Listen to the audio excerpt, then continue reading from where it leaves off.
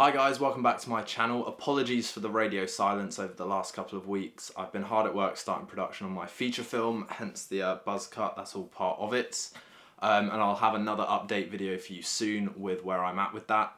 But today we are tucking into She-Hulk. And She-Hulk is a show that I've refrained from doing a review on so far because I don't really care about it. It's not a good show. It's bad. Is it any worse than anything else Marvel have produced in Phase 4? Not really. It's just meeting those same very subpar standards that they've been setting with mainly their shows, but also a lot of the films. And I was only going to do a review once Daredevil appeared because I am very invested in Daredevil. The Daredevil Netflix show to this day is the best superhero show probably in all of television.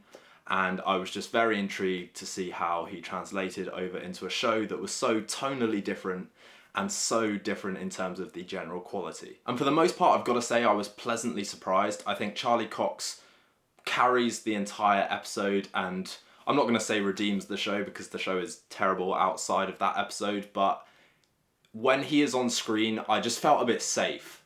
You know, not in the writing. I was sure the writing was going to fail him at some point, and it does. But in Charlie Cox's performance, he kind of knows the essence of his character and you trust his performance and how he's going to play it. His intro scene into the episode, I've got to say, was the first time in this show that I was semi-convinced that it was a legal drama and that they knew what he was doing. That was mainly, again, Charlie Cox's performance, because Charlie Cox has had 3 seasons of delivering this kind of legalese, so he's well versed in it.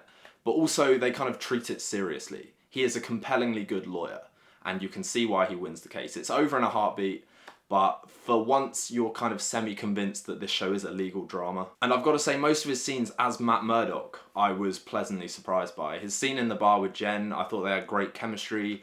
I thought his kind of mentoring wisdom speech to her was really good. It really kind of hammered home the parallels of superhero vigilante life. And unlike Kingpin, who they completely butchered in Hawkeye, Daredevil was actually kind of half decent in She-Hulk. The actual Daredevil scenes did kind of cringe me out at times. I think the line, "my ass remains unwhooped," was horrific to watch. But in terms of dialogue, I think that's the one line, and surprisingly the only line of Matt Murdock's that I was like, ugh. And I get why they unmasked him for narrative reasons. You know, they had to meet, they had to kind of team up and do everything in this self-contained episode.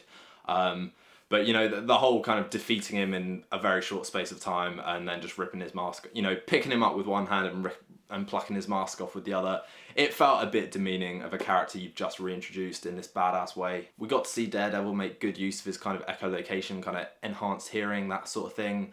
And they did tease a hallway fight, but they've knowingly kind of refrained from that to kind of save that for Born Again, I'm sure. Would have been nice to have seen him go a bit more all out with that action rather than have that interrupted by She-Hulk halfway through. But, you know, it is her show at the end of the day, so that was probably going to happen. And I was also surprisingly not jarred by the kind of romantic sexual dynamic they established between these two characters. I thought both actors kind of played it off really well and played off each other really well in the scenes that they were given. And I didn't really have any problems with that. The one issue I did have was with that kind of walk of shame shot afterwards. Why did he have his boots over his shoulder and was walking barefoot? And that was the kind of one shot that they've obviously included for comedic value, but they probably should have just left it alone. So 7 episodes of utter cringe later, we have the one half-decent episode of the show, and probably the only half-decent episode of the show I think that we're going to get. We do have to mention the theme tune as well. I really, really hope they keep that for Born Again because it is such a beautiful,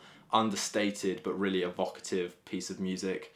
And I did get chills when it started to play, and then they shut it down for comedic value in the series, which, you know, it was kind of playful, and I get why they were doing it, but I hope that means it's a tease that we're going to keep it for future reference. But we'll see. You know, what did you guys think of Daredevil's reintroduction into the She-Hulk and the MCU in general? Please consider liking and subscribing. That's always a huge help for my channel. And in the meantime, thanks for watching, guys, and we'll see you next time.